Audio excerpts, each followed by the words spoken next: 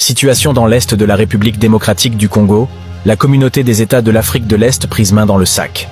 Alors qu'une force militaire de l'EAC est déployée dans l'Est du Congo-Kinshasa depuis déjà quelques mois, ces militaires semblent être venus en tourisme plutôt que d'aider le Congo à en finir avec le groupe rebelle rwandais dit le M23.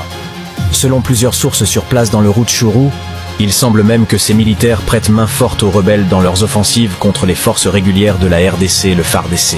La population exaspérée est prise dans l'étau d'une part d'un gouvernement trop respectueux des organisations internationales contre sa souveraineté et d'autre part, un Kagame soutenu par la communauté internationale prêt à décimer des populations congolaises des villages entiers en les remplaçant par d'autres venus directement du Rwanda. Plusieurs groupes d'autodéfense ont vu le jour dont les Wazalendo, un mouvement des jeunes qui combat actuellement les rebelles du M23. Alors que CS Wazalendo ont pris du terrain, le facilitateur du conflit, l'ancien président Kenya, Uhuru Kenyatta, est soudainement sorti de son sommeil fantaisiste pour demander un cessez-le-feu, pour selon lui, faciliter l'accès aux humanitaires.